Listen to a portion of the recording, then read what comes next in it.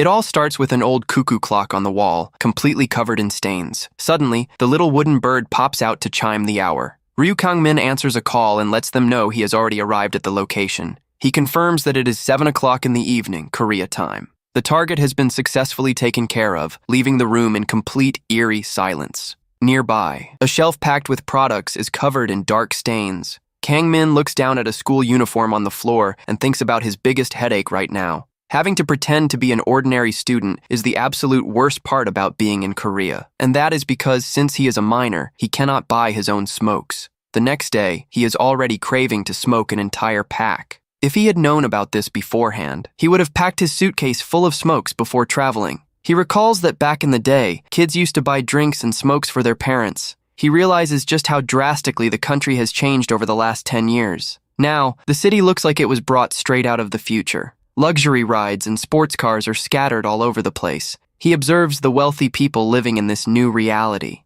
Everyone's standard of living and behavior seem completely different. Everything around him seems to have gone through a massive transformation. He keeps walking, taking in all the changes around him. Spotting a giant inflatable duck, he jokes about the sheer size of their national pride. Despite so many new things, the cherry blossoms look exactly the same as always. A little boy runs past him, super excited about the duck in the water. The boy asks to have duck stew, and his mom says she has already made a reservation. Watching that family scene, Kang-min ends up getting lost in thought. He remembers when he was a kid and used to be mesmerized by springtime. Back then, he would walk with his parents and think the falling petals were popcorn. His dad then suggested going to the movies to get some real popcorn. With his mouth full of petals, little Kang-min tried to pick out a movie. He ended up picking a totally inappropriate movie, making his parents burst out laughing. Back in the present, he walks alone under the shower of petals. Nostalgia takes over him for just a brief moment. Suddenly, a call on his comms cuts his thoughts short. He gets annoyed that he cannot even get 1 minute of peace with his memories. He pulls out his tracking device and checks the blip on the map. With no time to waste, he knows it is time to get back to business. He spots a sign banning the sale of smokes to minors. The sun begins to set over a simpler, more humble neighborhood. He arrives in front of a small, old convenience store at the top of the hill. Now, this feels like a place where normal people actually live. The inside of the little store is dark and seems completely quiet. Kang-min opens the sliding door and calls out for anyone working there. He looks around trying to find the clerk, but sees nobody. Since there is no one there, he decides to wait around for a bit. Eyeing the smokes on the shelf, he thinks about stepping outside to have one. Suddenly, he notices someone crouching down in the next aisle. The man asks him if a real student should be smoking. Kang-min lies, saying he is only there doing a favor for his dad. Right after, he pulls out a high-end, luxury black credit card. He places his dad's card on the counter to make the payment. The man stares at the card with a serious, suspicious look. The store owner jokes, suggesting they split the payment into 36 installments, but quickly apologizes for the sarcasm. Kang-min explains with a laugh that he has watched too many K-dramas and thought the man was acting exactly like a typical shopkeeper. The man reveals that he also returned from abroad not too long ago. While a dangerous utility knife rests on the counter, Kang-min finds the situation to be a massive coincidence and keeps talking in a very relaxed manner. He gives a mysterious smirk and prepares to reveal another huge coincidence about tonight. Kang-min says that the man used to work in the exact same line of work as him. Before he can even finish his sentence about contract work, he is caught off guard by a sudden blade attack. The shopkeeper lunges fiercely with the utility knife, but the boy manages to dodge it at the very last second. The man realizes he is dealing with a professional operative from outside the country. He asks directly if Kang-min was sent there with the sole mission of taking him out. Kang-min just gives a slight smirk and compliments how well-informed his opponent is. The shopkeeper charges forward again with everything he has, accusing the young man of turning his back on the organization.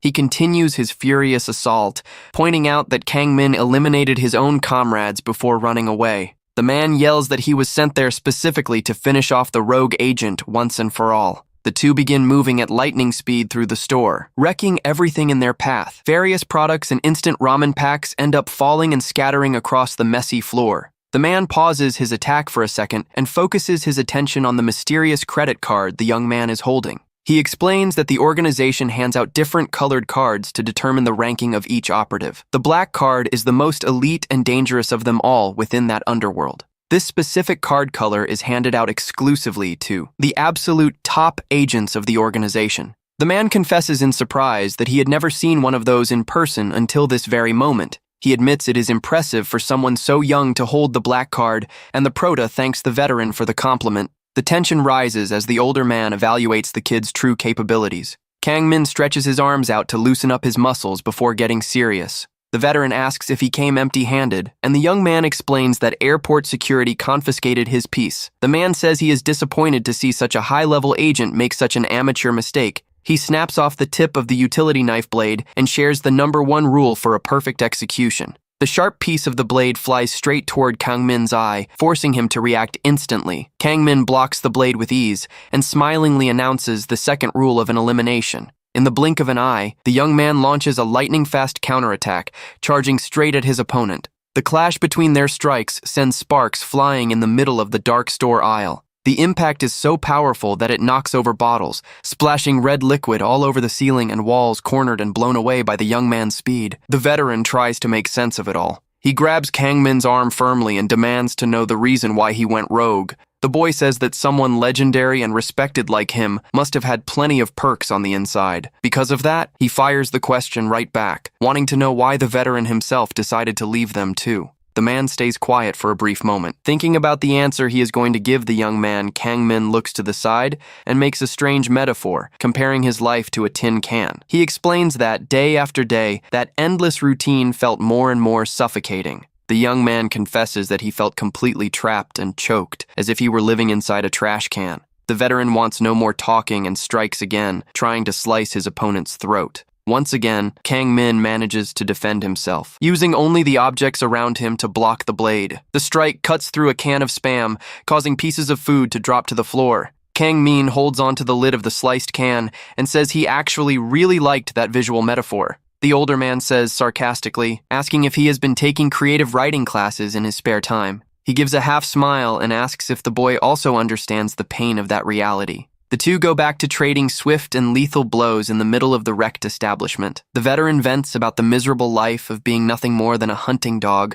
following blind orders. He keeps attacking, saying this slave-like routine lasts until your final breath. With an extremely focused and furious look, he reveals that all he ever wanted was peace. The man yells that all he wanted was his freedom, delivering a violent strike. Kang Min ducks quickly to dodge, holding up the metal lid as a shield. The veteran does not back down and keeps pressing with rapid slashes of his utility knife. In a surgical counterattack, Kang Min strikes the man's neck, causing a spray of red with his back turned. The young man comments that he must have gained something incredibly valuable in exchange for that freedom. The opponent's blood drips slowly down the metal lid used as a makeshift weapon. The veteran, heavily wounded, confirms that he really only managed to get one single thing, struggling to breathe.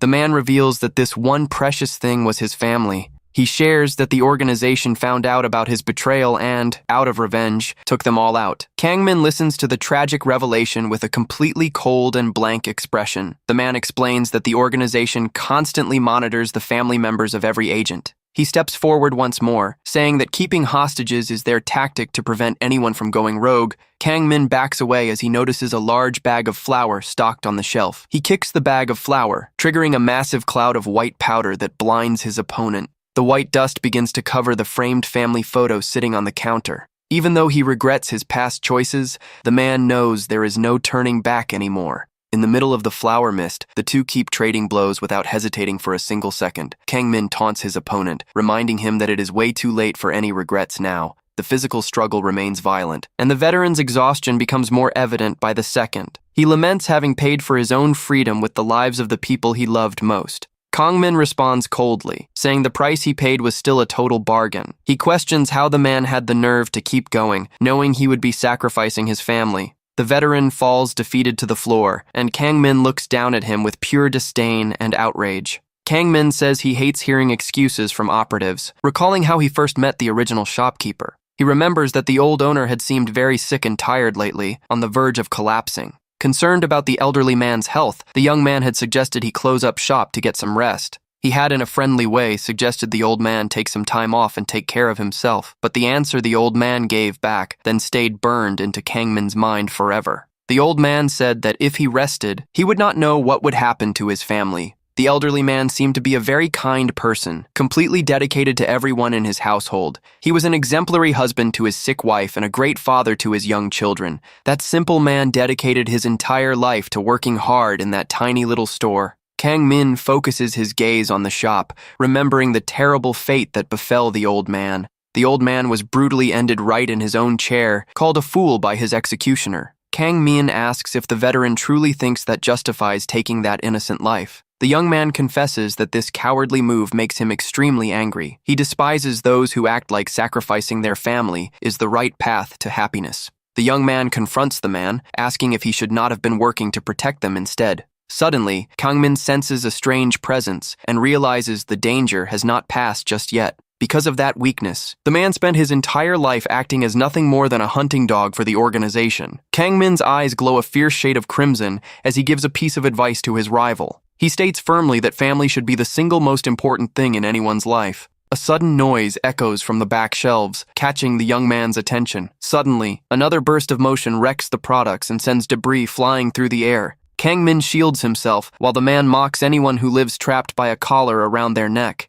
The veteran tries a sneaky attack from behind, taking advantage of the boy's distraction. Swift movements slice through the air, creating a bright and dangerous trail in the darkness. The man insists it is better to end your own life than to live taking orders from others. However, the attack misses its mark. Leaving the veteran confused and unable to understand what just happened, Kang Min emerges completely unscathed and sarcastically remarks that the blade his opponent is using is way too small to hurt him. He explains coldly that such a tiny blade is more than enough to slice open a throat. The veteran's eyes widen as he feels warm blood trickling down his gashed neck. The man tries to stammer out a few words, unable to comprehend how he was bested so easily. He wonders in shock how the young man managed to hit him without him even noticing the movement. Kang Min counters his opponent's confusion by bringing up the moment the utility knife blade was snapped off. He says his adversary should have paid closer attention to where that thrown piece of metal had landed, smirking with disdain. The young man teaches him that the third rule of an elimination is to never throw things carelessly. The utility knife and the kitchen knife end up dropping onto the store floor, covered in stains. The veteran falls to his knees spitting blood, in disbelief that he was taken down by a mere piece of a utility knife humiliated. He asks if the boy was just playing with him from the very start, but Kang Min denies it. The young man explains he only wanted to test the man to see if there was some hidden motive behind his betrayal. He adds with complete indifference that he has absolutely nothing personal against the veteran. The man presses down hard on his wound, infuriated by the audacity and composure of that elite operative. The veteran laments being just a side target sent to pass away, but Kang Min tells him he has got it all wrong. Kang Min steps closer to the fallen man and whispers that his trip to Korea was not motivated by him at all. Grabbing the wounded opponent's face, the prota makes it crystal clear that the veteran was not the primary target of his mission. The man is left confused, while the boy reveals he only stopped by real quick because the convenience store was on his way. Kang Min shares that the actual target he needs to eliminate on this mission is someone extremely special. He turns his back, saying the target is so important that he is willing to risk his own life for it.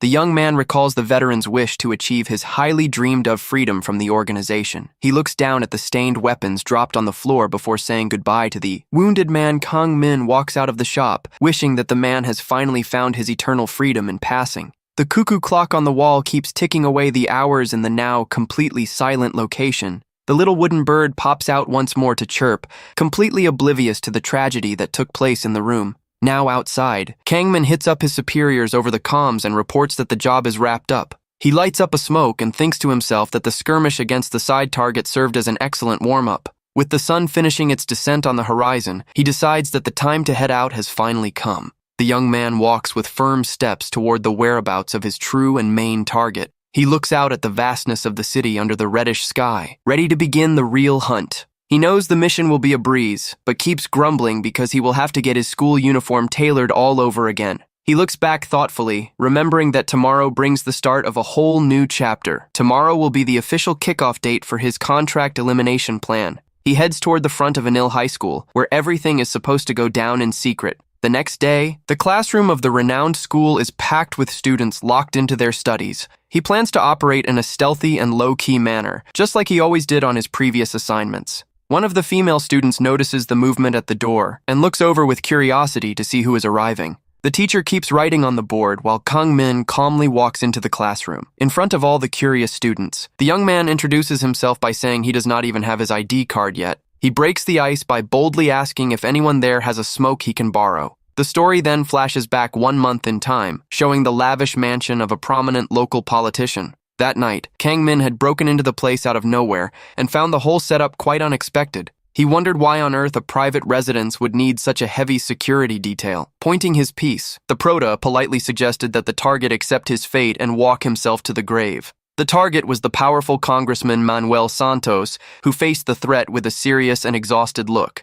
The congressman ended up accepting the inevitable outcome, but made one last demand before passing. He demanded that the operative explain what would happen to his family. His wife held their young son tight, who was crying desperately and shaking with absolute dread at that terrifying sight. The politician begged him to spare the two, assuring him that his family had zero involvement in his dealings. He earnestly requested that they let the hostages go first, and Kang Min went quiet, thinking for a few seconds. Without making a big deal out of it, the young operative agreed right away and ordered the release of the hostages. Back in the past, the boy lets the congressman know that he never hurts anyone innocent unless he is attacked first. He gives a calm smile and emphasizes that this is an absolute rule he never breaks. Hearing that, the politician breathes a little easier, knowing his family is safe and sound. Even so, he immediately orders all of his security guards to get ready to open fire. The congressman figured he was just an amateur operative with the weak mindset of a cheap henchman. He truly believed that the young operative belonged to the famous Bathala organization.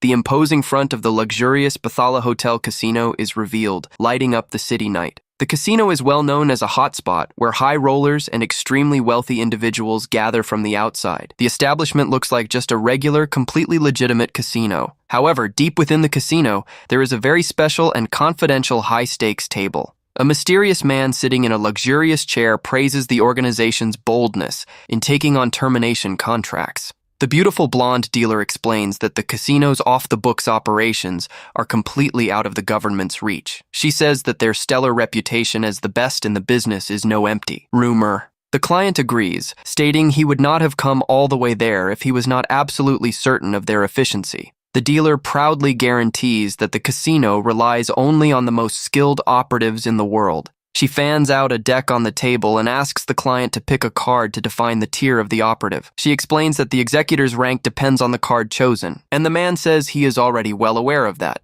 The client reviews the options carefully to ensure he hires the perfect professional for the job. He selects the Ace of Spades card, deciding that this will be the ideal rank for his assignment. The staff member approves of the choice, commenting that the Ace of Spades is one of the best possible cards. However, she warns that the fee charged for an operative of this caliber is extremely steep. Without a second thought, the client puts forward boxes overflowing with valuable chips, saying that should be plenty. He flashes the Ace of Spades and demands that the hit be greenlit immediately. The client asks where the target is, and the scene cuts right back to the cleanup at the politician's mansion.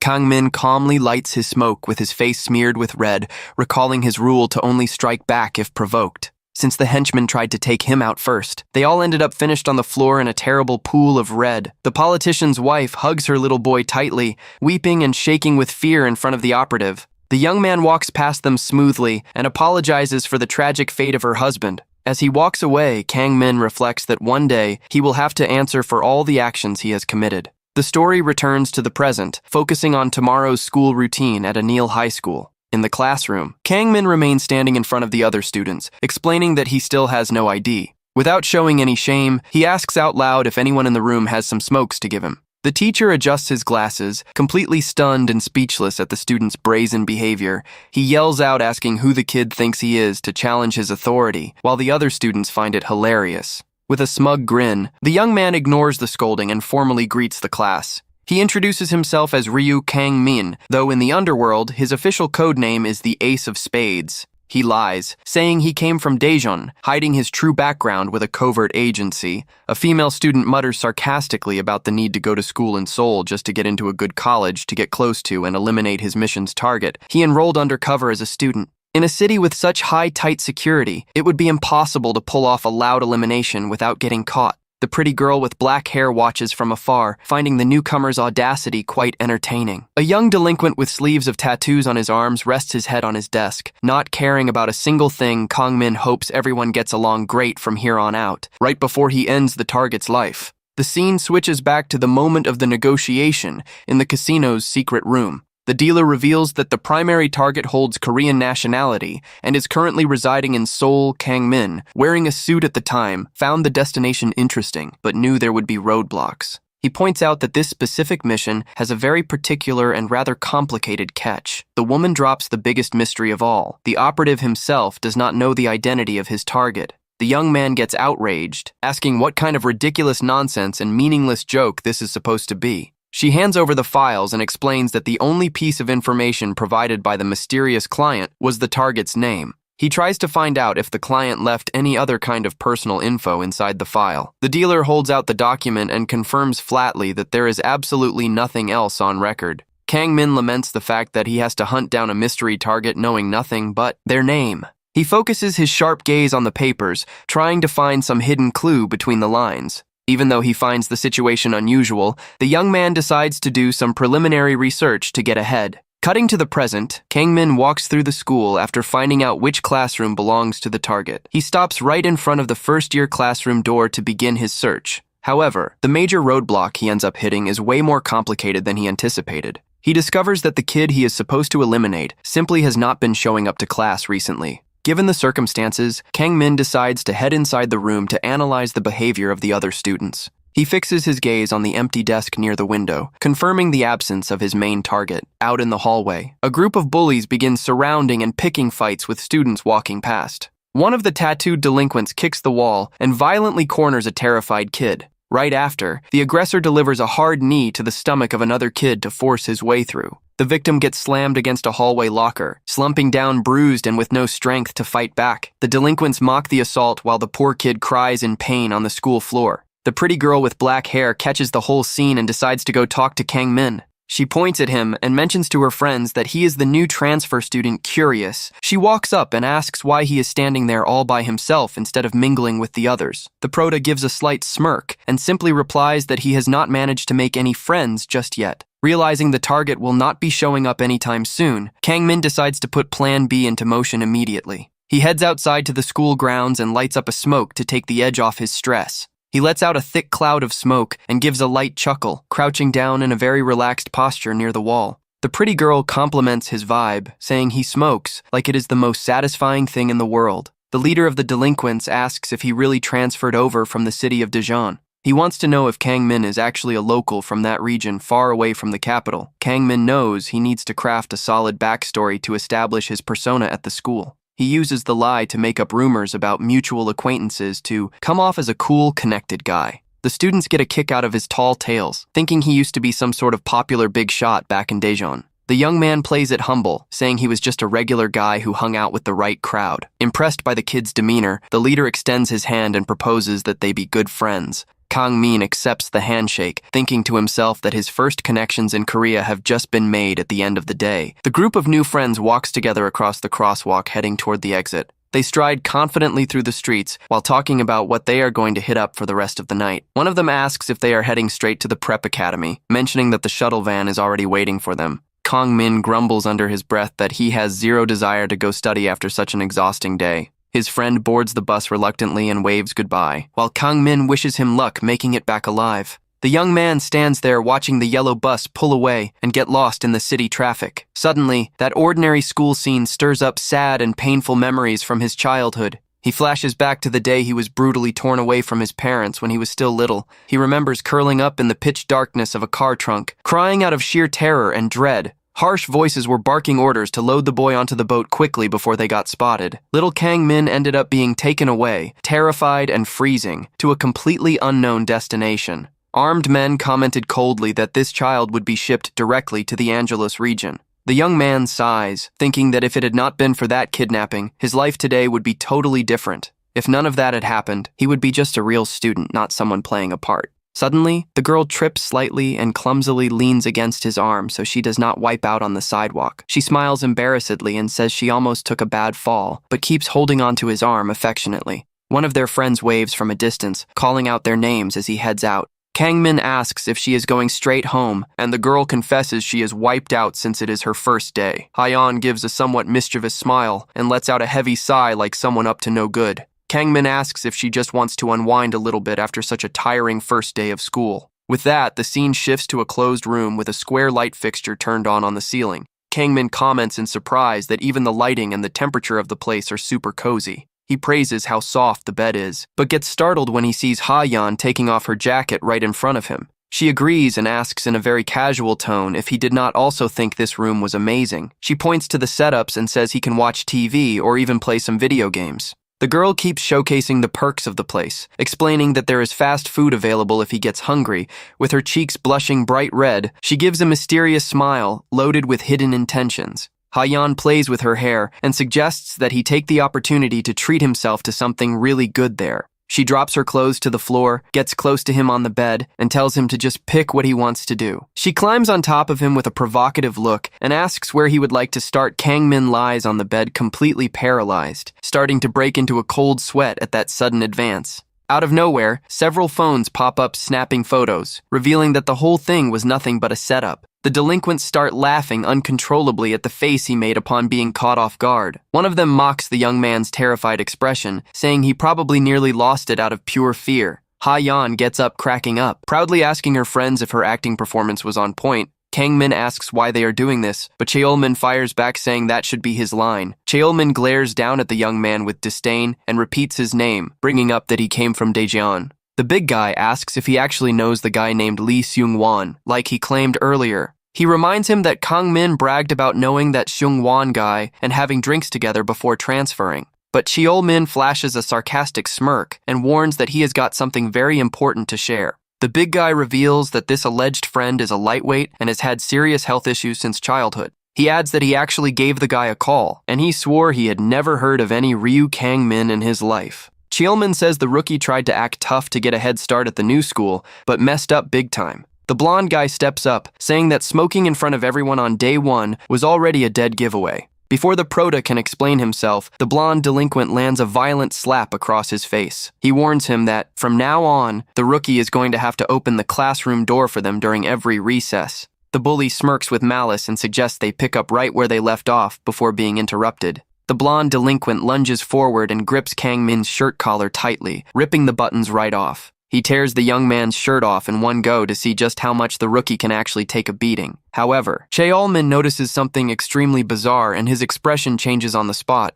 The blonde delinquent takes a step back, completely baffled by the kid's silent reaction. Kang-min keeps his back turned, maintaining a cold and menacing posture that freezes everyone's blood in the room. The scene cuts to the high-end Bathala casino, where a man comments about a target whose name is the only detail revealed. The organization's staff member pushes the folder containing the contract details across the gaming table. Kang-min, wearing a suit, tosses the paper back with disdain and orders them to decline that assassination request. She asks for the reason behind the refusal, and he fires back, questioning if he is supposed to go around ending everyone in Korea who shares that same name. He thinks about the hassle of having to travel to South Korea out of the blue just to carry out this assignment. On top of that, the rule is clear. As soon as the job is wrapped up, he must head straight back to Bathala. The problem is, if the memory of his biological family ends up taking over, causing him to hesitate about returning, he worries that the desperation to find his relatives might drive him to take some drastic, forbidden action. If he breaks the rules, the Bathala organization will undoubtedly track down and eliminate his entire family.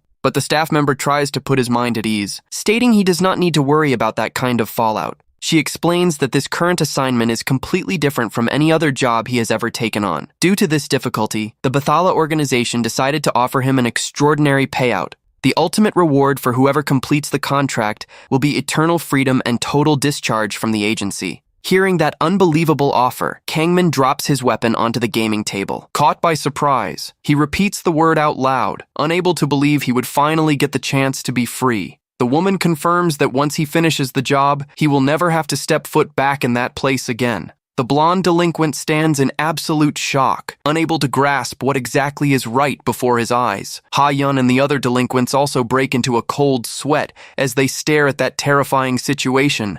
Kang-min's body is revealed to be covered in deep, terrifying scars, leaving everyone in the room in a state of panic. The Prota gives a slight smirk and thinks to himself that there is no turning back now. He remembers his personal rule to never harm anyone besides the target, unless he is attacked first. He steps forward, locking eyes with the blonde bully, and reaffirms that this is his non-negotiable personal rule. In a flash, Kang Min lands a devastating punch right to the blonde guy's face, making him spit blood instantly. The impact is so fierce that the attacker is sent flying, crashing down completely knocked out. Ha-yan watches the whole thing jaw-dropped, gripped by genuine dread upon witnessing the young man's strength. Another member of the group screams in despair as he sees his friend get taken down with such ease. Kang Min mutters under his breath that pulling his punches is way harder than he thought it would be. Suddenly, Cheolmin steps up imposingly and challenges the Prota to the next round. The young man adjusts the sleeves of his torn shirt and accepts the clash, suggesting they restart the fight. At that moment, his memories take him back 6 years ago to a deserted Batala island called Kamatayan. A loudspeaker on the island announced that 7 minutes had already passed in the survival test. The broadcast warned coldly that only 3 minutes remained before the time limit ran out. Underwater, bubbles begin rushing up, indicating that someone was struggling to breathe down at the bottom. It was the young recruit Kang Min, bound by heavy chains to a structure at the bottom of the ocean. The young trainee, number 55, was suffering without air, fighting desperately to avoid drowning. Time marched on relentlessly, hitting the unbearable mark of 8 minutes underwater. The boy starts losing his strength as the extreme pressure threatens to burst his lungs. Back on the surface, the beach looked calm and untouched, completely detached from that cruel ordeal. Out of nowhere, broken chains appear washed up across the wet sand of the beach. He finally breaks the surface and lies down on the sand, with a tiny octopus resting right on top of his head. Exhausted, the boy jokes to himself that he almost became fish food down there. He gets up with difficulty and jokes that it is not his time to go meet his ancestors just yet.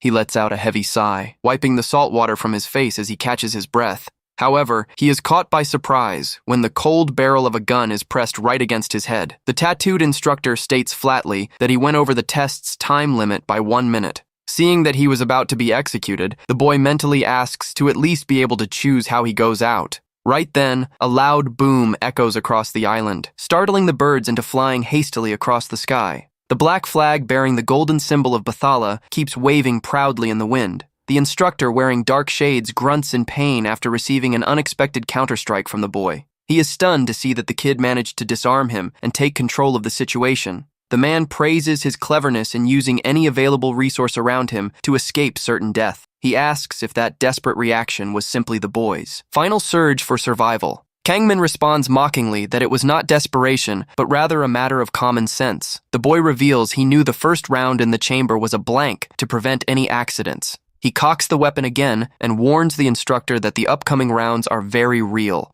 Pointing the pistol coldly, he dares the man to test out if the next rounds hurt. The sound of a gunshot rings out and startles the seagulls, bringing an end to the memories of his harsh training. Back in the present, the scene focuses on the illuminated storefront of a business establishment at night. Inside the closed room, the defeated attacker remains laid out on the floor under the shocked glares of the group. The atmosphere gets extremely tense as the remaining delinquents realize they are completely trapped. Kang Min raises his hands calmly, proving he is in absolute control of the brawl. He lets out a long sigh and laments that the idiot ripped all the buttons off his shirt. Cheolmin gulps hard in front of that massive display of power and composure from the Prota. The young man quietly crouches down to retrieve one of the buttons that dropped onto the wooden floor. He explains mentally that the plan requires a plausible justification to kick off the fight. To avoid raising eyebrows, it needed to look like a regular brawl where both sides wanted to throw down. Kang Min picks up the button from the floor and regrets ruining the fresh school uniform he bought recently. Right then, one of the henchmen takes advantage of his distraction and charges from behind,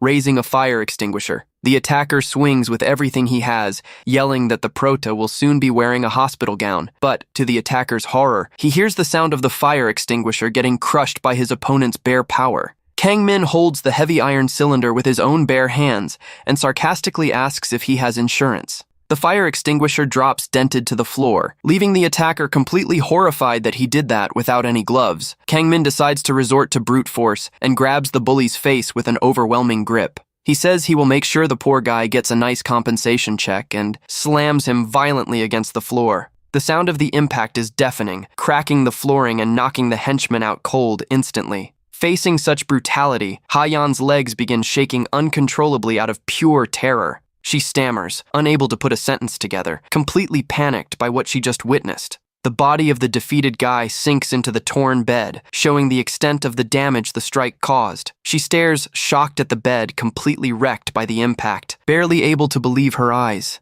The last henchman shakes with fear as Kang-min slowly approaches with a question in mind. Desperate, the henchman begs for mercy and screams that he has always been an ally to women. Kang-min ignores the drama and asks directly if they have another friend who always hangs out with the group. He is referring to the mysterious held-back student from the other class who never shows up to attend lessons. He wants to know the exact whereabouts of this boy, but the henchman finds the newcomer's sudden interest strange. With a grim look, Kang-min answers with another question, making it clear he will not take no for an answer. The young man stands frozen in fear, feeling the heavy, suffocating killing intent radiating from the Proda. Unable to handle the pressure, the henchman breaks down in absolute panic and bolts toward the door screaming. He locks himself in the bathroom, shouting that he is going to get wrecked either way, and that he is losing his mind from fear. The bathroom door gets slammed shut, sending a loud echo ringing through the entire motel room. Right after, a click from the lock is heard, indicating that he actually locked the door from the inside. Kang-min walks over calmly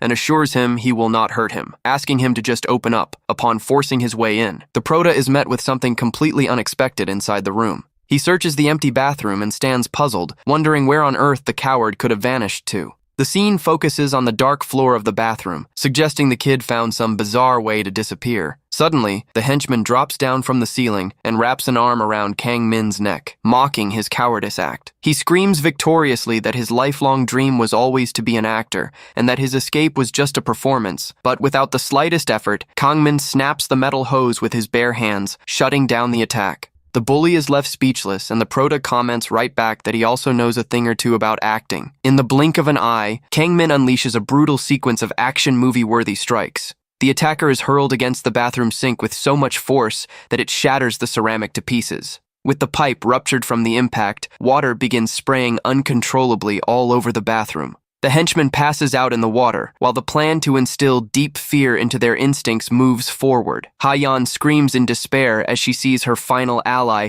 brutally taken down in that flooded bathroom. Hysterical, she suggests making a run for it, but her partner tries to calculate their escape velocity. Kang-min steps out of the bathroom dripping wet and grumbles that everything would have been easier if they had just answered right away. She starts slapping the big guy nervously, begging him to hurry up before the rookie reaches them. The tattooed guy finally grips the door handle to try and escape that nightmare of a room. He recalls that he used to be a massive prospect in National Youth MMA and a strong title contender. Back then, he was the favorite to rake in millions in prize money and reach the peak of the division. But all that past glory now transforms into an uncontrollable rage inside his chest. He spins around furious, feeling like his hands were born to crush the skull of any opponent. Kang-min just glares back at him coldly, showing zero concern over the threats. The big guy confesses he is pumped because it has been a long time since he faced a worthy opponent. He bellows the Proda's name in a rage and decides to charge in for the definitive final attack with everything. Cheol-min rushes fiercely with hands extended, proposing to fight until one of them is completely flattened. The impact of the attack creates a gust of wind that rattles the AC unit mounted on the bedroom wall. In the adjacent room, the headboard of the bed shakes slightly from the loud noises coming through the shared wall. A guy in the next room comments in surprise that the noises from the neighbors are getting way too intense. He tries to explain himself clumsily to his girlfriend, laughing awkwardly at the confusion he caused. The girl complains embarrassedly, asking if he is really just going to sit there listening to other people's business. Annoyed, he says the best way to get back at the noise next door is to act the exact same way. He gets ready to return the favor and warns that, from here on out, the two of them are going to make even more noise. Suddenly, a massive impact shatters their entire wall, sending debris flying everywhere. The guy is left in absolute shock at the destroyed wall, letting out nothing but a whimper of terror amidst the dust. Cheol-min falls completely defeated over the rubble, twitching in pain after the devastating blow. Kang-min appears in the middle of the hole and sarcastically complains about the construction quality of this building. With the group's leader taken down, Ha-yeon tries to back away, terrified, cursing at the Proda as she flees. As she tries to escape, she panics upon realizing that the door handle is broken and will not open. Out of nowhere, Kang-min's shadow looms right behind her in a terrifying way, and he asks what she is doing there. He calmly reaches out his hand to open it and ironically points out that the sign on the door says push, not pull. Totally terrified, the girl drops to her knees on the floor, begging for forgiveness and promising to do anything. The prota gives a calm smile and assures her that he actually never had any intention of hurting her. He crouches down to her level and reveals in a gentle tone that he only needs to ask for a pretty simple favor. He cups Ha-yeon's chin gently and says it is something that only she is capable of pulling off here. He asks if she will help him out, and the girl, completely paralyzed by fear, agrees on the spot. With the situation under control, he decides to explain the plan and begins detailing the first step of the mission. Kang Min brings back up the subject of the held-back student he had mentioned earlier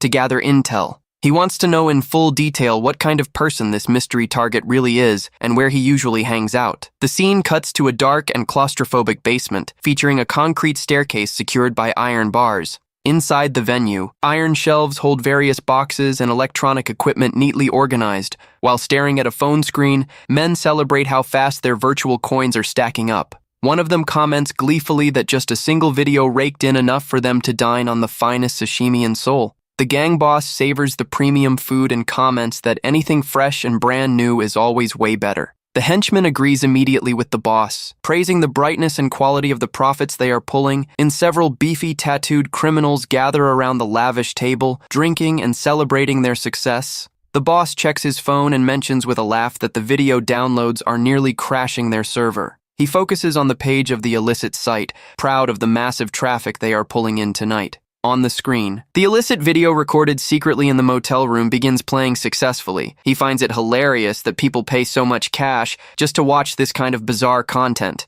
The man points to the table full of fancy food and says, all of this is thanks to the success of the video. He celebrates making a fortune in that damp basement and calls the video a true masterpiece. However, one of the henchmen warns that so much network traffic might catch the eyes of the police and suggests moving bases. The boss just flashes an arrogant smirk and guarantees that nobody there needs to stress about the cops. He explains that all content was uploaded through secure encrypted channels that are tough to trace. The man savors his fish and proudly adds that the physical location of their office is top secret. Suddenly, loud thuds on the metal door cut the boss off right in the middle of his arrogant bragging. Everyone at the table goes dead silent and glares at the entrance door, puzzled about who it could be at this hour. Through the reflection of the frosted glass door, you can only make out the silhouette of someone waiting outside. The boss gives an annoyed nod and orders one of his henchmen to go see right away who is knocking. The bald guard cracks the iron door open a bit and hostilely asks who the visitor is. The guy wearing a jacket with a rabbit print says he came looking for the people responsible for posting the video. Without asking for permission, the blonde young man in black sneakers barges into the office with firm, decisive steps. He looks around with a totally serious look and asks if this is indeed the right place. The gang boss inspects him with disdain and mocks that the blonde kid looks absolutely nothing like a cop. 4 massive criminals stand up and surround the intruder to try and figure out which syndicate he belongs to. The henchmen start crowding him closely, asking if he is part of one of the rival crews in the area. The youth in the jacket calmly points to the table and firmly demands that they take down the video immediately. One of the massive criminals lets out a mocking laugh and tells the kid to unzip his jacket first. He lunges with everything at the blonde youth, yelling that he will make him lose his mind from fear in a matter of seconds. The other henchmen laugh out loud in the background, joking that the whole office will be reeking after the beating. In the blink of an eye, a deafening crack echoes and red sprays violently onto the face of the henchman standing next to him. The big guy who was hit begins shaking uncontrollably, bringing his hands to his head in absolute panic. He drops to his knees on the floor, howling in pain as he realizes his ear was taken off by the mysterious blast. The bald henchman shakes and comments, terrified that the boom from before sounded a lot like a real gunshot. Before he can even make a move, the barrel of a black pistol is pressed coldly right against his temple. Without hesitating for a single second, the blonde shooter pulls the trigger and drops the bald criminal coldly. The body slumps lifelessly onto the heavily stained floor, while the remaining criminals stand paralyzed with terror. The guy with the bowl-cut sweats from fear upon confirming that the intruder is actually packing a live firearm. He begins screaming frantically that the kid is armed, alerting everyone to the extreme danger. With his face splattered with red, the blonde shooter aims his pistol again and demands they delete the video. The gang boss goes into total panic in his chair, trying to deny the reality of that devastating shot. One of the muscular henchmen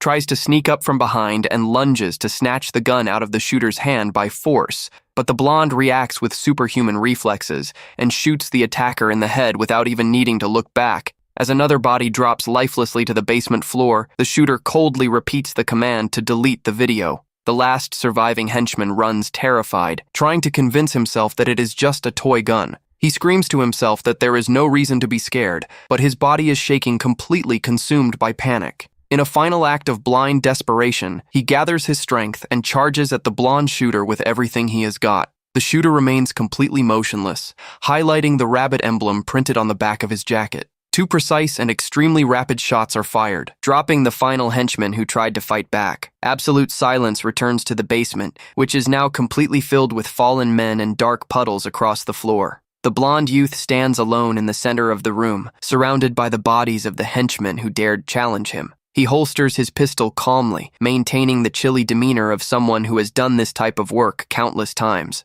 Hiding behind the table, the gang boss eyes a digital safe and shakes with terror at the situation. He stuffs bundles of cash into a black duffel bag, unable to comprehend how that alleged toy weapon caused so much destruction. He thinks about calling the cops and tries to gather as much money as possible until he feels the gun touch his head. The blonde shooter appears behind him silently and coldly, repeating once more the order to delete the video. He threatens the mobster, telling him that if he does not comply, he will end up looking exactly like his dead henchman. Shaking and weeping from fear, the boss stammers, asking if all he needs to do is really wipe out the file. He points to the machine and says the blonde can rip out the hard drive, smash it, or burn it down if he wants to. He asks confused why the kid is going this far, and if the victim from the video paid him to do it. The blonde shooter gives a dark, half smile and replies flatly that the mobster has missed the point entirely. He points to the phone sitting on the stained sashimi table and focuses on the video currently running. The phone screen reveals that the person being humiliated in that secret recording is the blonde student himself.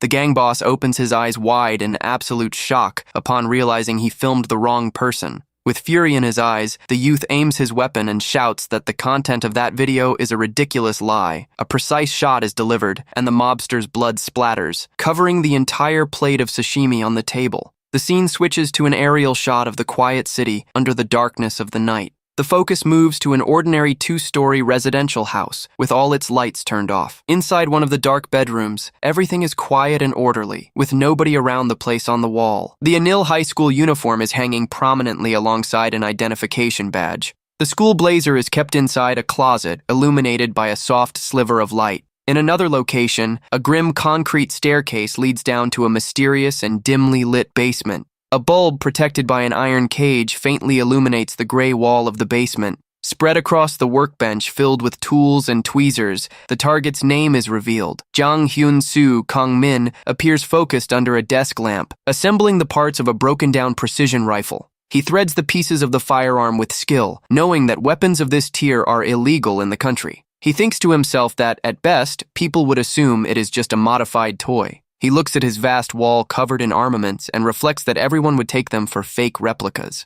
However, as he tests the trigger mechanism with his finger, he knows perfectly well that reality is a different story. Looking directly through the telescopic sight, he has absolute certainty that everything he holds is lethal and very real. Ryu Kang-min is crouching at the playground and asks for a smoke. One of the bruised boys quickly obeys and hands him the pack. Putting the cigarette in his mouth, Kang-min gestures and asks for a lighter. Cheol-min rushes to light it with trembling hands. Kang-min then asks for an ashtray, leaving everyone at the playground completely confused by the situation. Ha-yeon gathers her courage and asks why he decided to gather everyone there. He answers calmly that they need to finish the conversation. They started the day before. Kang-min wants to know about their friend, that flunked student from the other class who never shows up. Seeing the group's silent reaction, he asks, "What is wrong with them?" Kang-min notices the heavy atmosphere and asks why they look so tense. Ha-yeon looks away, visibly worried and not knowing what to say. Kang-min snaps the cigarette in half and figures that something bad must have happened.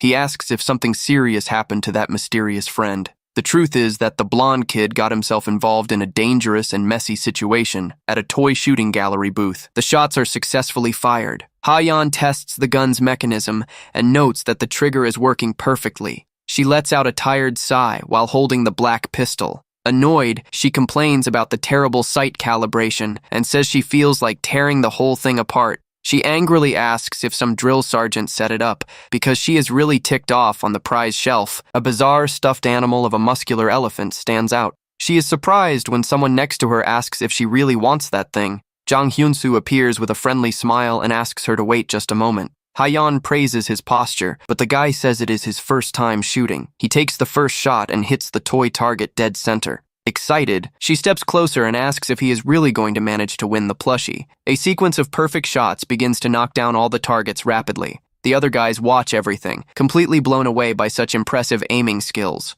Hyun-soo gets the maximum score and hands the plush elephant over to her touched. She holds his arm affectionately and thanks him for the gift. She smiles and promises that she will definitely return the favor to him someday. The guy is surprised and a bit flustered by her affectionate reaction. Ha-yeon starts swinging the plushie around happily, while the others crack jokes about the toy. Hyun-soo watches the scene from afar and smiles, wondering what that reward might be. He strokes the toy gun gently, feeling the weight in his hands. He smiles bashfully and thinks that all of that happened just because he is a natural marksman. The scene changes to the outside of a subway station on a sunny day. Ha-yeon is waiting on the sidewalk and grumbles that the whole thing is super boring. She wonders why Kang-min is so interested in that guy she wanted to forget. Suddenly, someone appears behind her and asks why she is talking to herself. It is Kang-min, who teases her, asking if she is losing her mind or something. She notices the coincidence that they are wearing very similar leather jackets. Annoyed, she asks why he asked her out right in the middle of the weekend. Kang-min stays silent for a moment, keeping a mysterious look on his face. He asks if she remembers very well what they talked about at the coffee shop.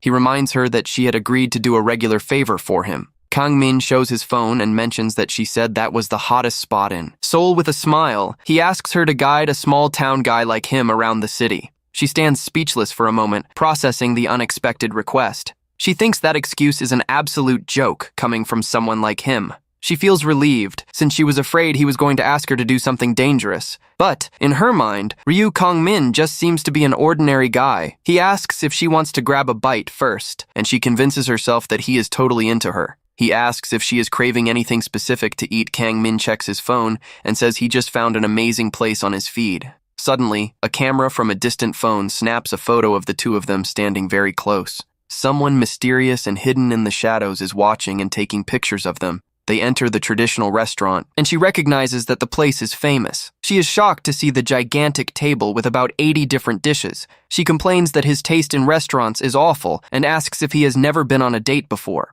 Kang-min apologizes sheepishly, leaving her curious about his behavior. He sadly confesses that he has never had real friends in his life. Because of that, he admits he does not really know what people usually eat. Ha-yeon stares at him in silence, perhaps a bit touched by his revelation. She places a piece of meat in his bowl and grumbles that this conversation is annoying her. She tells him to hush and eat, complaining that all that food is going to ruin her diet. Upon tasting the food, she admits it is incredibly delicious, and the two eat happily. Kang-min praises an exotic iguana dish, leaving the girl completely baffled. Outside, the mysterious person takes another photo while Kang-min wipes her mouth. After lunch, the two decide to go to a themed cafe full of alpacas. One of the alpacas makes a very weird noise and startles the guy. The creature spits right into Kang-min's face, while Ha-yeon finds it hilarious and says they are gentle. He complains about the alpaca's attitude while the secret photographer prepares another shot. The camera captures the exact moment the alpaca chomps on his head,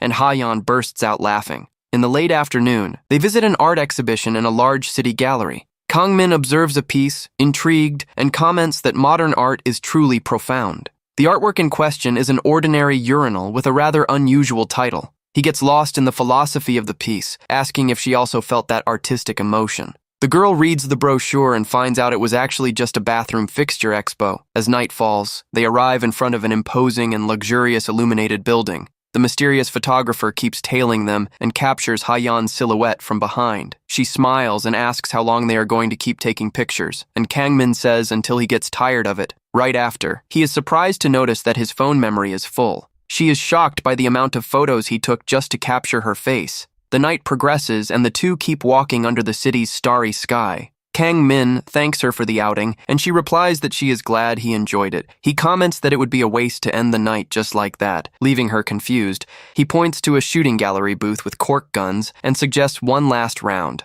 She accepts the challenge and keeps looking at him with a thoughtful expression. The colorful paper target is positioned way at the back of the shooting counter Ha-yeon remembers when Jang Hyun-soo showed off his great skill at that game. She focuses back on the present, determined to see what Kang-min is truly capable of. The game owner announces that you only need to hit one shot to win, and Kang-min thinks it looks too easy. The elderly man says it is the perfect gift for his girlfriend, but knows it won't be easy. As he holds the toy gun, Kang-min realizes that the sight is completely misaligned. He knows that not even a seasoned soldier could hit the target with that gun. She taunts him, saying he won't hit a thing, and he proposes a wager. He proposes that if he lands every single shot and wins the prize for her, she will have to do one more favor for him, which leaves her surprised. The booth owner smiles with disdain, knowing the guns are rigged for people to miss. Suddenly, a rapid volley of shots hits all the targets perfectly. The booth owner is totally shocked and stammers, unable to believe what he just saw. He yells in surprise upon realizing the kid managed to clear all the targets perfectly.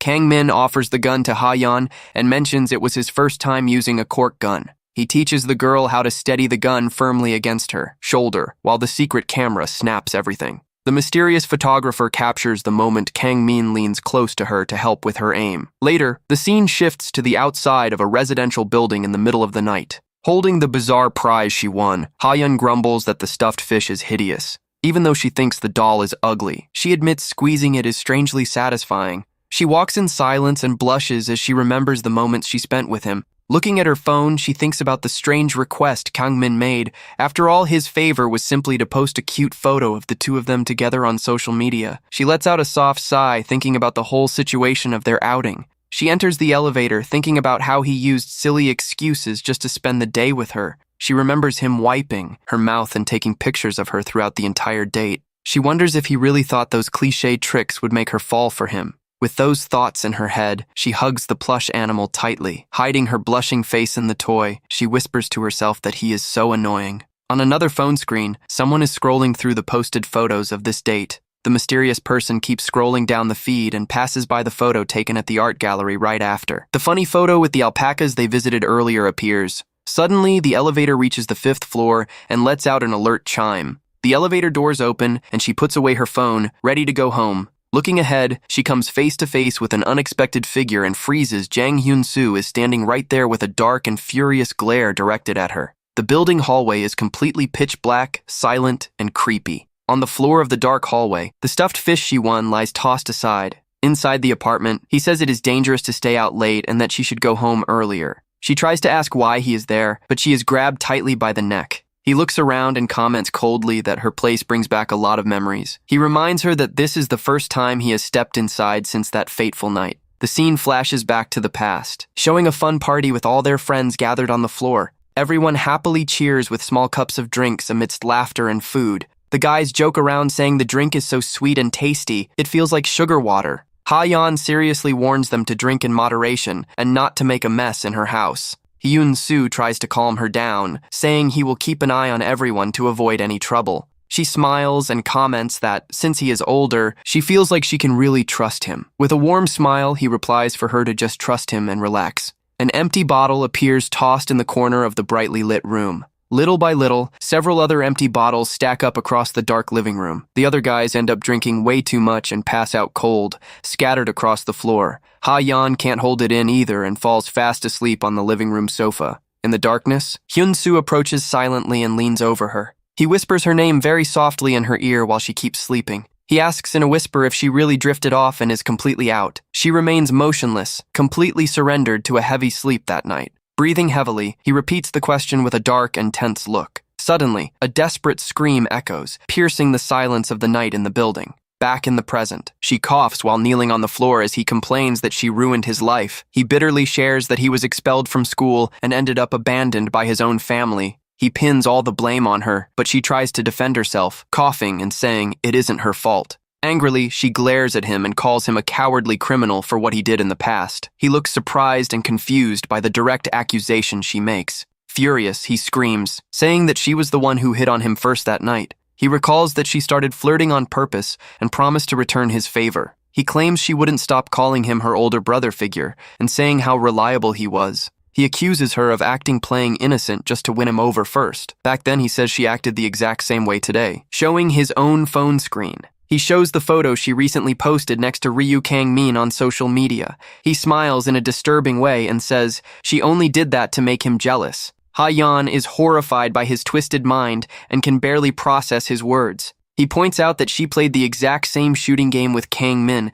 just to copy him. The more she listens to that delusion, the more her hatred and anger boil up. She can't take it anymore and lands a violent slap across his face, calling him a psychopath. She snaps that at this point he is completely out of his mind and unhinged. Infuriated by the slap, he draws his weapon and shoots at the plush toy, startling the girl. He terrifyingly reveals that since that day, he started recording himself. Pointing the pistol at her, he says he trained hard waiting for the day they would meet again. He roughly strokes her hair, leaving her paralyzed with absolute panic. With a bizarre and insane expression, he says he is extremely anxious about all of this. Ha-yeon lets out a desperate cry for help as she realizes the imminent danger. Suddenly, a hand emerges out of nowhere from the shadows and tightly covers his mouth. It is Kang-min, who calmly comments that he didn't expect the target to show up so quickly. He smiles in the dark and says that having that paparazzi follow them was totally worth it. The scene quickly cuts to the dark alley where the delinquents were hiding. They are wearing black hoodies and look at their phone screens utterly confused. They confirm that all the secret photos taken from afar have already been posted online.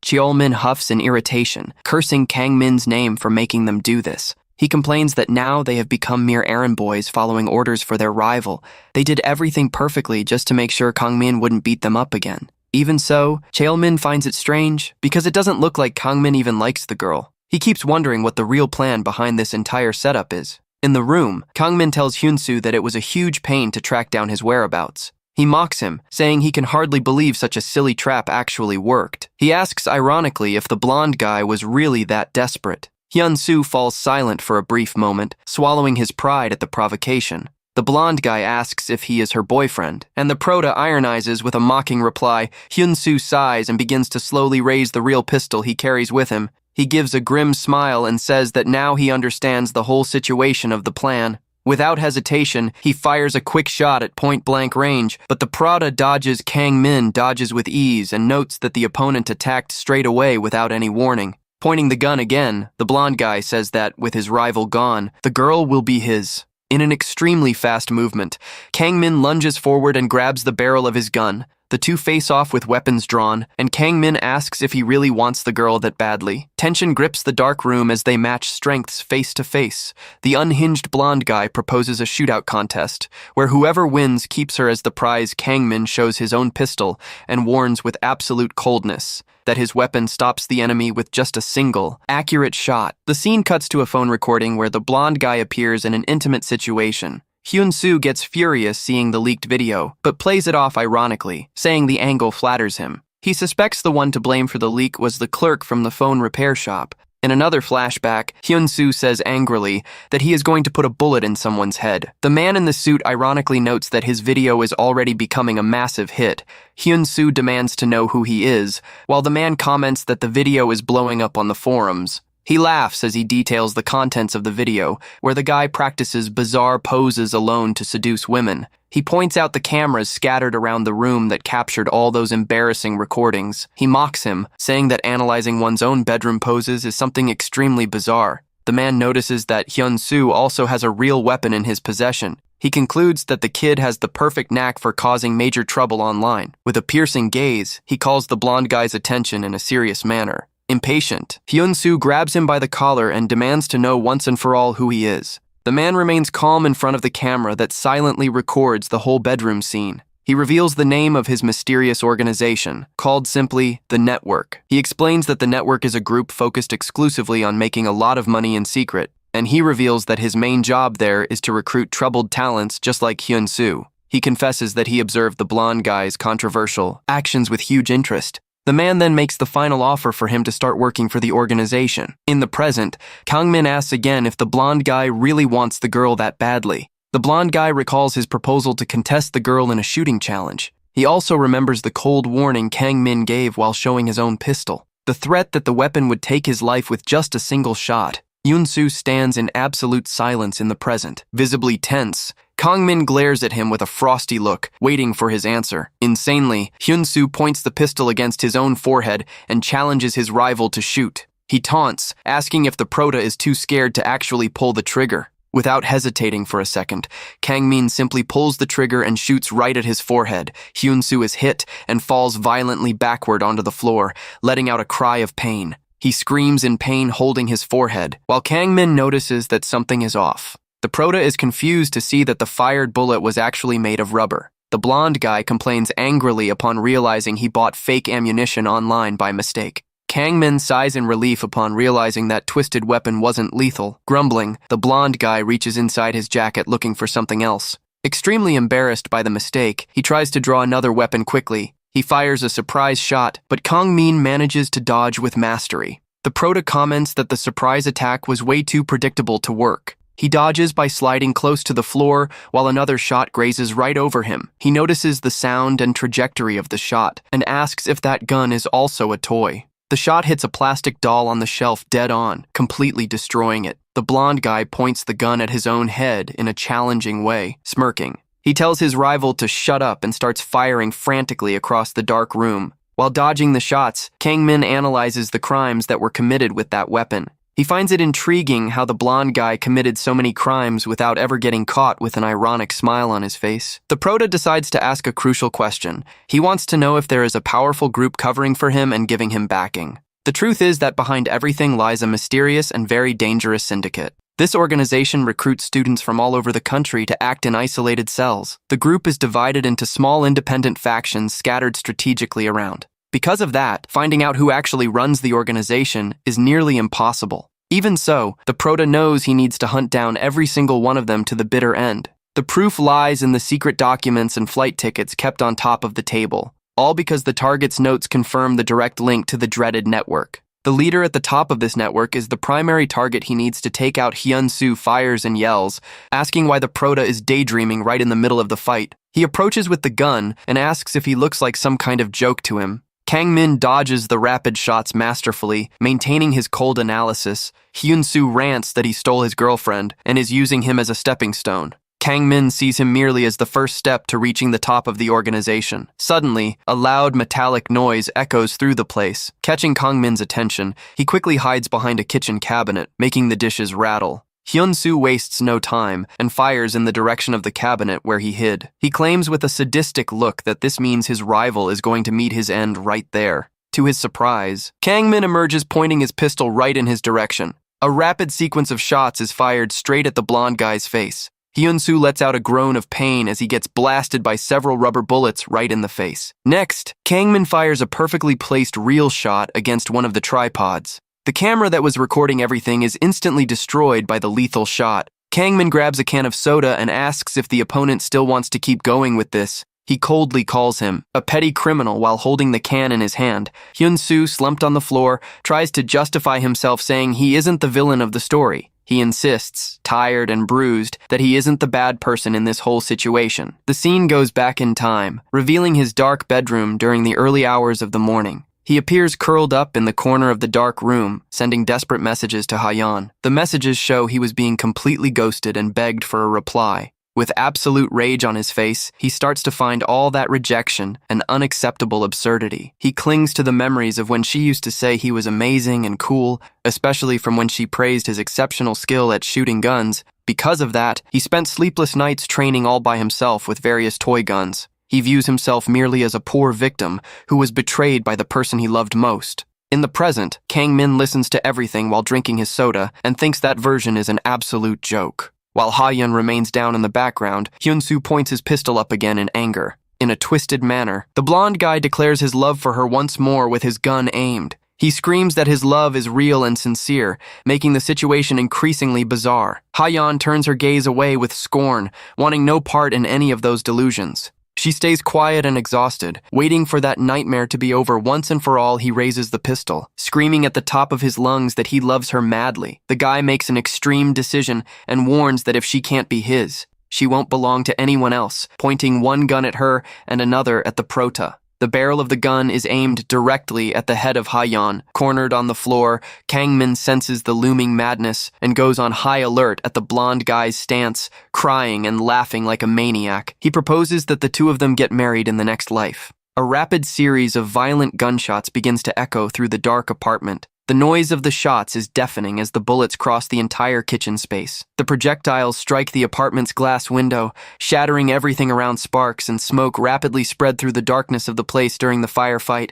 Several empty bullet casings begin to drop and clatter noisily onto the floor. The shooting finally stops, revealing the two pistols still smoking. Hyun-soo appears panting and completely drenched in sweat, perplexed by how things turned out. The smoke clears and reveals a large gray refrigerator standing right in the middle of the room. The two took cover behind the fridge, which was sturdy enough to block all the incoming shots hidden right behind Kang-min. She keeps her eyes tightly shut and sighs in relief. Kang-min peeks from behind the appliance and wonders who exactly he is dealing with. Hyun-soo can't understand why Kang-min would throw himself into a hail of bullets just to save a girl. He stays silent for a moment, thoughtful and confused by that entire situation. Suddenly, a bizarre suspicion begins to cross the blonde guy's mind. He refuses to believe what he is thinking and tells himself that it can't possibly be true. Hyun-soo looks at the room wrecked by the gunfire and starts questioning what the two of them were doing there before the guy makes an awful face of despair, hoping that his suspicion is wrong. With a cold, piercing gaze, Kang-min asks if he really wants to know the answer. He pulls Ha-yeon close with a provocative smile and says he feels a bit awkward saying it out loud. Consumed by jealousy and fury, Hyun-soo screams in hatred and charges, completely out of control. But before he can even manage to do anything, a swift strike cuts through the air with perfect precision. Hyun-soo freezes as he sees the pieces of his pistol flying destroyed all around him. He stands there utterly baffled, totally in shock at the absurd speed of that attack right after. Drops of blood begin to drip rapidly onto the floor, revealing the severity of the strike. He starts screaming in pain upon realizing he had his finger severed by the enemy attack. Kang-min mockingly asks for quiet, warning him that the neighbors might end up hearing all that shouting. He threatens to cut off the blonde guy's entire hand if he doesn't shut his mouth immediately. Kang-min shows the weapon he took from him and begins to coldly describe its specifications. Dread grips Hyun-soo as the Prota warns him about what is going to happen from then on. Pointing the pistol right at him, Kang-min warns that the next shot will be with a live round. Hyun-soo begins to tremble with dread, stammering as he realizes his life is in actual danger. Facing the dark barrel of the gun, the blonde guy despairs and begins to beg for his life. The sound of the trigger being clicked echoes through the room, making it clear there will be no mercy. Without thinking twice, he spins around and runs away in a frantic desperation to save his own skin. Kang-min just watches the escape and mutters that the guy took way too long to decide to run. Silence takes over the wrecked apartment once again right after the intruder's sudden departure. He puts the hood of his jacket back on and comments that the blonde guy should have tried to run much earlier. The scene changes to a busy city street at night, packed with people walking around right on the sidewalk. There is a pink sign for a maid cafe catching the attention of customers. A young woman dressed as a maid with cat ears tries to draw in the crowd with a cute gesture. Desperate, Hyun-soo comes sprinting through and bumps straight into the promo girl without even looking back. Angry at being disrupted, he yells at her while continuing his escape down the street. He complains in frustration, unable to take any more of this chase that seems to have no end, except that, right behind him, calm footsteps continue to follow him closely along the crowded sidewalk. Hyun-soo looks back and panics upon seeing that Kang-min is still right on his tail. He goes around shoving people out of the way in the middle of the street,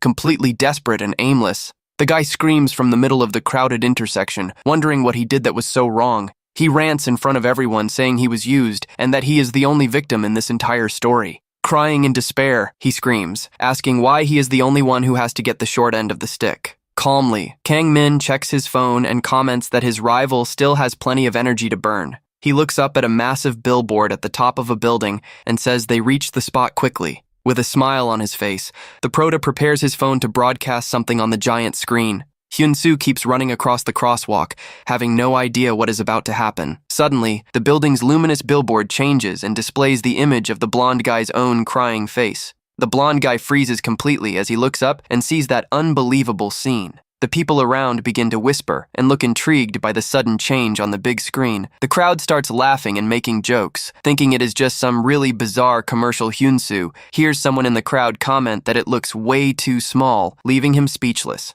He realizes the public humiliation is crossing the line and tries to deny what they are saying. Utterly humiliated, he screams at the crowd that it isn't small and tries to defend himself. He tries to make lame excuses while seeing Kang-min standing calmly on the other side.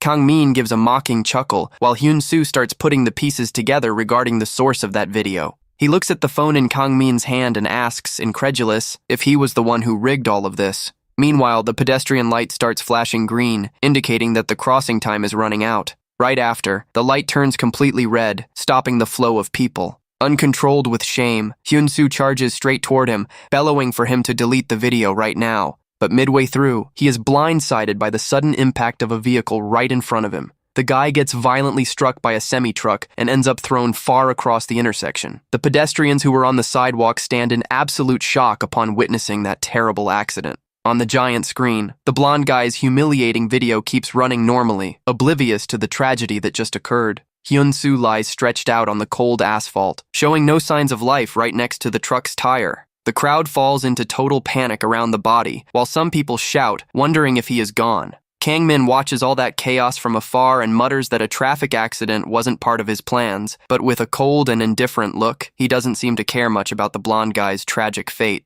He simply shrugs, figuring the guy got exactly the ending he deserved for everything he did. The next day, the high school routine returns to normal under the daylight. In the hallways, students start gossiping and spreading rumors about the latest events from the night before. One of the students comments, surprised, that troublemaker Jang Hyun-soo ended up getting hit by a truck. Cheol-min, the gang leader, confirms he already saw the news and that the topic is blowing up across all social media. He shows his phone screen and says the blonde guy became the biggest laughingstock in the country, getting totally wrecked mentally. The boys laugh out loud, saying the school finally got a celebrity, while Ha-yeon listens to everything quietly in the back. Annoyed by her classmates' lame jokes, she mutters softly that it is exactly the opposite. She feels cursed that Hyun-soo went to her house right before suffering that horrible accident on the street. On top of that, a severe headache starts bothering her, making her temples throb non-stop. She tries to remember the previous night, but everything feels like a massive black fog from the moment the blonde guy invaded her home. Ha-yeon can only recall screaming in desperation before apparently passing out in the middle of all that chaos. Suddenly, a tiny detail begins to surface in her mind, as if she had overheard a strange background conversation. She has a distinct feeling of having heard Kang Min's voice talking about appliances taking bullet hits. The scene changes to a completely pitch-black space, where the silhouette of an elegant man in a suit begins to stand out. The mysterious man remains standing in the dark, waiting patiently in the deep gloom of that place. He lets out a low grumble upon noticing a presence slowly approaching from behind him. Hearing the calm footsteps in his direction, the man asks if the person has already awakened from their deep slumber. He comments that the place is a total mess, but reassures that there is no need to worry about it. With a relaxed smile, he reveals that his team is already taking care of all the heavy cleaning of the apartment. The guy adjusts his glasses calmly and mentions that they are removing everything left over from that violent night. He adds by saying that they will also wipe all her memories, leaving the young woman completely frozen. Back to the reality of the classroom, Ha-yeon feels like there is something very bizarre going on with her head. Later, night falls again over the city. Lighting up the quiet alleys with the yellowish glow of the street lamps, Kang Min walks calmly down one of those narrow streets, carrying a shopping bag after stepping out of a store. He lets out a heavy sigh, complaining that it is nearly impossible to find a place that sells cigarettes around there. The prota gets annoyed with his youthful disguise and thinks he should have asked to have the identity of an older adult. He grumbles about being forced to spend 3 years without smoking just to maintain the appearance of an ordinary student. But his thoughts are interrupted by a friendly voice that suddenly greets him from out of the darkness. The same elegant man with glasses appears right in front of him and calls him by his true assassin name. Kang Min plays dumb and comments that he looks like a pretty sketchy guy to be approaching a simple high schooler. The man in the suit ignores the tease and starts talking about the recent hacked digital billboard incident in the city with a friendly smile. He extends his hand, offering a business card to the young prota. He reveals that he belongs to a very powerful and influential group called Simply the Network, showing its symbol. Kang Min looks at the object in his hands and realizes that everything is happening at the exact right moment. A slight smile appears on the guy's face as he realizes his plan to lure the organization worked perfectly. All that public mess with the blonde guy's video served perfectly as bait to bring the big fish right to him. Kang Min knew very well that as soon as that ridiculous video went viral on the internet, the criminal organization wouldn't waste any time coming after him in search of new talent. He comments mockingly that he has a great nose for these things and that the real game begins now. The standard plan would be to gradually infiltrate one of the network's various criminal cells, starting from the bottom as a mere ordinary member and climbing the ranks step by step. But doing all of that one rung at a time would take way too much time for his goals. Since it is a cell-based organization, the recruiter right in front of him must belong to a higher tier. This means he likely has direct or very close contact with the big boss of the group. At that moment, Kang Min completely shifts his tone and tells the man to take him there immediately. Pointing the pistol hidden inside the plastic bag against the recruiter's chest, he demands to see the boss. The scene cuts to a beautiful traditional Korean-style wooden door inside a residence. On the other side, there are several flower pots very well cared for and decorated around the environment. A very attractive blonde woman, wearing a laced black dress, tends to the plants with a pair of shears. She suddenly stops cutting a hibiscus upon noticing an unexpected movement at the bedroom window. With a sharp, attentive look, she focuses her attention in the direction of the noise she just heard. She turns around slowly, feeling a light breeze sway her long blonde hair. At the open window, a guy appears sitting in a casual manner next to a travel suitcase. She doesn't seem even a bit startled by the sudden intrusion and starts talking to the intruder. Ignoring the surprise, the blonde woman says there is a much more important matter to be discussed. She throws the gardening shears forcefully onto the wooden table, making a loud metallic clatter. Suddenly, she grabs a sharp object and hurls it with terrifying speed right in his direction. The shears cross the room, spinning through the air as if they were a deadly weapon thrown on purpose. The guy uses a blue passport to block the attack, stopping the blade just a few centimeters from his face. The two lock eyes in the middle of the luxurious room, maintaining a dangerous and silent tension in the air. He approaches from behind the sofa and comments, with disdain, about the awful reception he just received. She looks at him over her shoulder and replies coldly, showing she has absolutely no fear of him. The object drops back onto the coffee table next to the fresh flowers she was pruning earlier. Without paying much mind to her aggressiveness, the guy tosses a closed document onto the table. The passport falls open before the blonde woman, revealing the young agent's personal information. The ID photo shows Kang Min's face, confirming his new official Korean identity. He leans right up close to her ear to whisper some confidential details about his mission. In the corner of the lit room, a butterfly with greenish wings gently lands on the yellow flowers. The room's atmosphere remains calm, contrasting with the imminent danger of the conversation between those two. The guy maintains a serious and focused expression, awaiting the next instructions from the mysterious woman. She begins to talk about an important case that recently took place in the United States. The blonde picks up a red rose delicately and reveals that a Korean citizen was involved in the story. He accepts the flower and puts it directly in his mouth, keeping his eyes very sharp to her every word. She opens a wooden drawer of the desk to pull out a classified document she kept there. The woman extends the white sheet of paper in his direction, indicating that that is his next target. The guy takes the report and looks a bit surprised upon reading the first pieces of information described on the paper. The document carries Bathala's official seal and reveals secret details about the network's activities in Korea. There is also a map of the country and various confidential pieces of info about the enemy syndicate's leaders. The Proto remembers all his effort to infiltrate the high school and find the target. He comments that it is still too early to celebrate, since the real hunt is just beginning. He observes the beautiful red rose in his hand, knowing the danger ahead will be much greater from now on. The blonde brings the flower to her nose with an enigmatic look, sealing the deal of that new and dangerous mission. Back in the dark alley lit by the street lamp, the tension between the two men remains in absolute silence. The recruiter swallows hard as he feels the pistol poke his chest firmly through the plastic bag. With a threatening smile, Kang Min repeats the order clearly and warns that he won't tolerate any funny business. Faced with that unavoidable threat, the man with glasses sees no other choice but to fully cooperate. The recruiter fixes his glasses and tries to maintain his composure in front of the dangerous situation. Kang Min lets out a sarcastic smile, showing he isn't even a little bit impressed by him. Suddenly, the man with glasses moves with surprising agility and lunges at the Prota. His eyes get locked and focused as he tries to disarm or overpower his opponent quickly, but the attempted attack is cut short before it can even truly begin. He freezes completely upon feeling slight taps on his own chest. Kang Min appears, holding the unloaded pistol, playing around with the situation in a very calm manner. He points the gun at himself jokingly, flaunting an absurd amount of confidence. His cold eyes show he has been in total control of the fight right from the start. The recruiter shifts his expression and cracks a friendly smile, acknowledging his rival's superiority. He extends his hand to take back the gun, realizing the young man really is something special. The man starts treating him with much more respect after witnessing that display of skill. The scene changes to a quiet city street illuminated by the dim lights of local shops. Kang Min hears something interesting and pays close attention to the recruiter's words.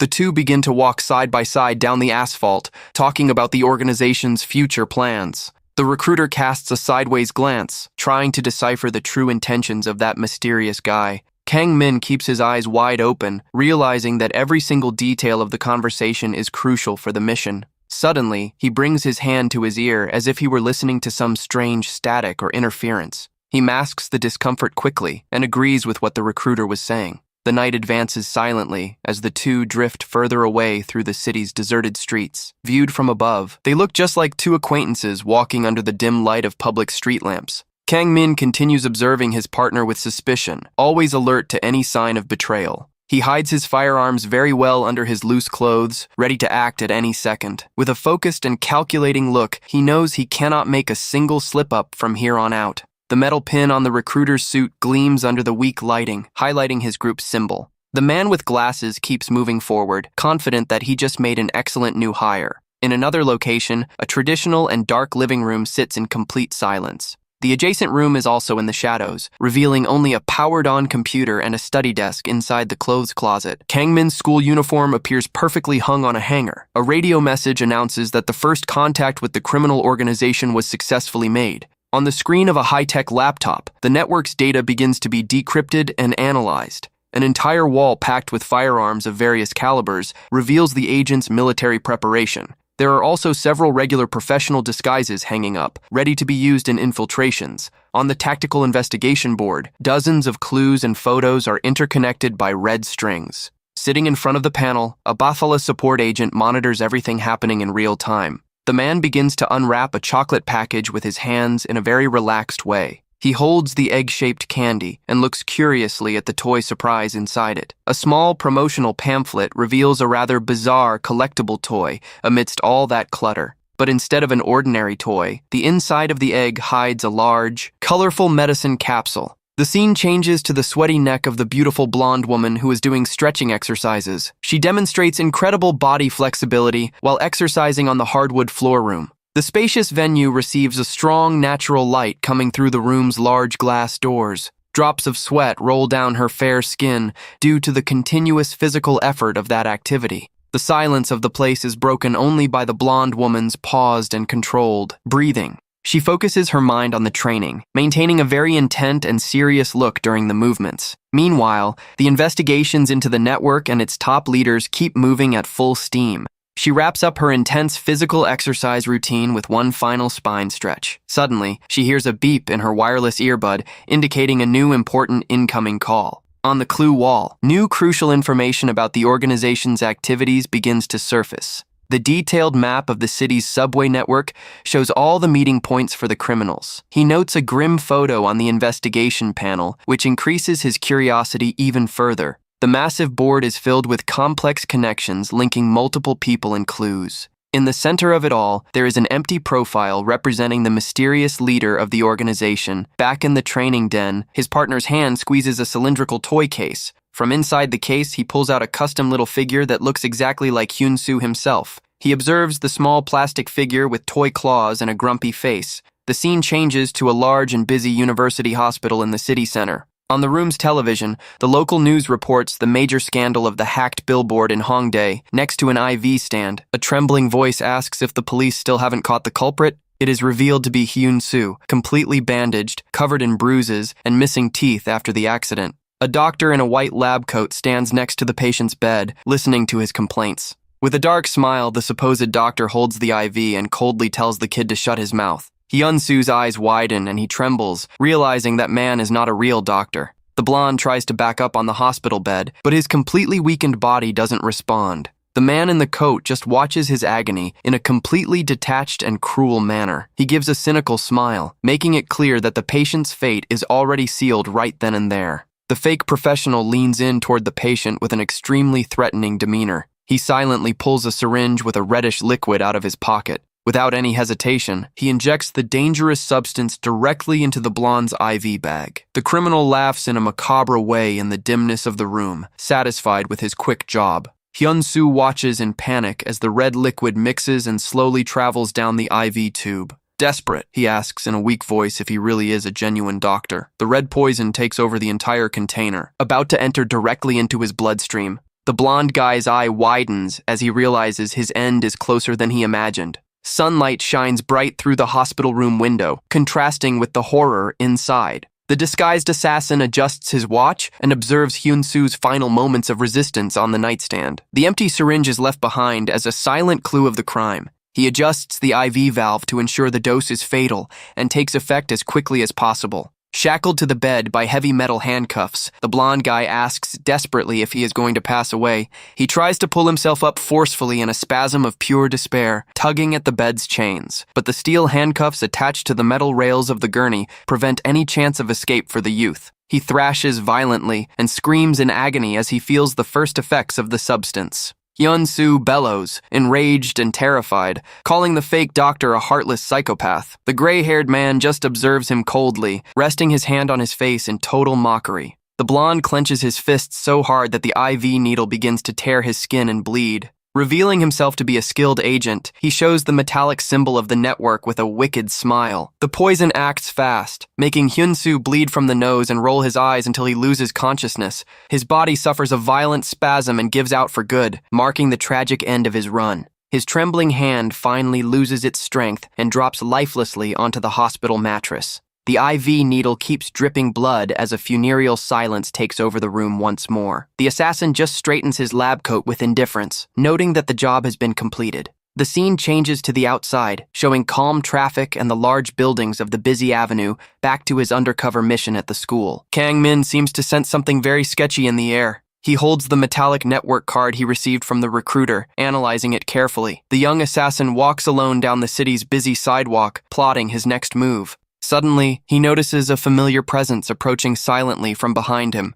It is revealed to be the same gray-haired man who committed the hit at the hospital, now smiling. The two elite assassins face off in the middle of the street, maintaining a thick atmosphere of distrust. The gray-haired man whispers something provocative, trying to unnerve the young prota. Kang Min responds with a frosty and sharp look, making it clear he isn't there to play games. The gray-haired man smiles and presses the remote key fob of a luxury car. Suddenly, a white Rolls-Royce appears, flashing its headlights, leaving Kang Min quite surprised. He stands staring at the imposing vehicle with wide eyes, trying to understand what is going on. In a comical and bizarre reaction, Kang Min runs up to the car and starts licking the hood ornament. He hugs the automobile's frame with relish, leaving the other man completely speechless. Shortly after, the luxurious white car takes off at high speed down the expressway. Inside the vehicle, the prota yells with joy with the windows rolled down and the wind in his face. He gets a huge kick out of the comfortable ride, enjoying every single second of that fast trip. A massive smile of satisfaction styles his face while he admires the scenery passing by quickly. The gray-haired driver gets a kick out of the kid's childish excitement in the passenger seat. Kang Min finally calms down and sits back properly, but keeps his watchful eyes open. The vehicle continues its journey down the road, cutting through traffic with great ease. They advance rapidly along the express lane, leaving the other cars behind on the way. The luxury car masterfully maneuvers between larger vehicles, maintaining an impressive pace. Kang Min shifts his posture to a more serious tone, observing the driver analytically. The driver just cracks a slight smile, maintaining a mysterious tone regarding their destination. He rests his hands in a relaxed manner, demonstrating total control over that whole situation. The prota remains silent for a few moments, mentally calculating the risks. A subtle and enigmatic smile appears on his lips as he figures out the driver's true identity. The driver seems pleased with the kid's reaction, keeping the intriguing mood inside the car going. Kang Min turns slightly in his seat to better observe his companion's movements. He adopts a much more defensive and cold stance, preparing himself for any surprise. The tense silence takes over the vehicle once more as the two assassins glare seriously at each other. The youth asks, confused, about an unexpected statement he just heard from the driver. His eye widens in absolute shock as he processes the bizarre revelation made by the man. The driver looks down at his digital sports wristwatch, which marks the exact time he extends his open hand in Kang Min's direction in a calm but very intimidating gesture. With a terrifying smile and eyes glowing red, he reveals his true intentions.